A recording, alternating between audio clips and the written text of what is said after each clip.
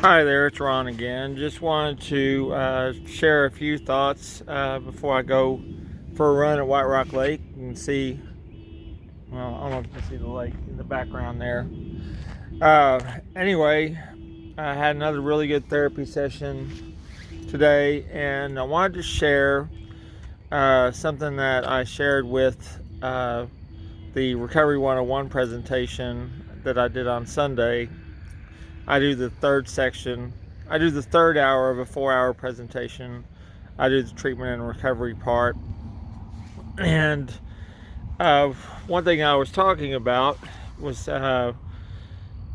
the clarity that I've developed since my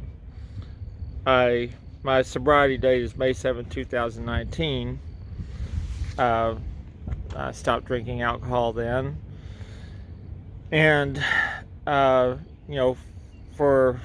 lack of a better term, it's brought a lot of clarity, and that's a primary factor in. And I was discussing this to just kind of trying to lead the way on progressing in recovery. Everyone has their own recovery journey, and I always say recovery is not a linear process. Well, anyway, I'll get to the point. That clarity is what that enabled me to eventually forgive Dzhokhar Tsarnaev, the surviving Boston bomber, which I realized last summer when I was making one of my videos focusing on mental health, and I was talking about that.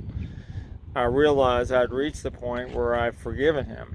And when I did that, and when I realized that, it was like the weight of the world was off my shoulders. This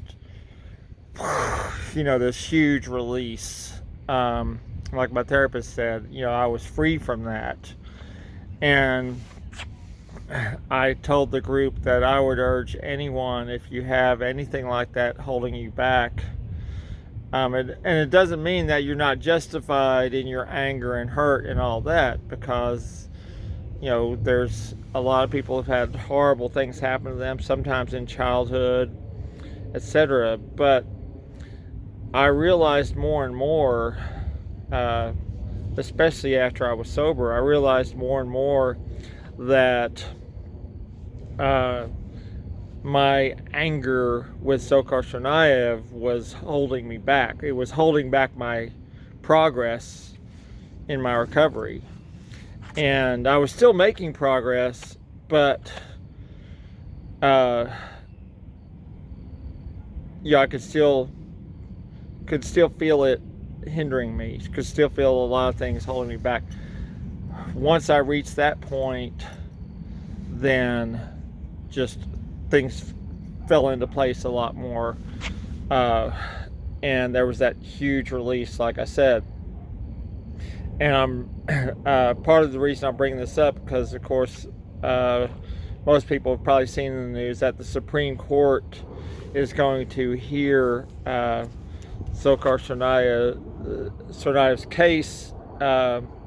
The Department of Justice is appealing the lower court's ruling that overturned his death penalty, and probably in the fall, they haven't scheduled it yet, but it'll probably be in the fall if the Supreme Court hears it. I'm against the death penalty overall, but I first really opposed it. I've come to oppose it with him, because what it's going to mean if the Supreme Court rules in favor and they reimpose the death penalty, what's probably going to mean is that there's going to be years and years of appeal after appeal after appeal after appeal, and each time he's going to be in the news. And basically what I'm saying is that it reopens old wounds for a lot of people. Not so much for me anymore, just because when I said I forgive him, I mean it. And regardless of all that, he's in prison the rest of his life. So it it just doesn't matter. It doesn't matter to me. It doesn't matter to me if he's going to get a stimulus check or not. It doesn't matter. But I wanted to share that you know, we all have things. We all have these different things that have happened to us that hold us back, and we might have grudges or just grudges or hurts. And it just, when you can reach the point of moving past that, it frees you. It frees your mind. It frees your soul, and that's really going to help me. It's going to help me with everything, but it's really going to help me getting more serious about my training. And I'm finding out when I'm starting to measure distances and time them more now, I've got a long way to go to get back in marathon shape. I've got a mountain to climb, and I don't need crap like that cluttering up my mind. Excuse me. I don't need crap like that cluttering up my mind. I need to be able to focus on that, focus on the things I'm doing with NAMI and the things I'm doing with Recovery 101 and all that. And,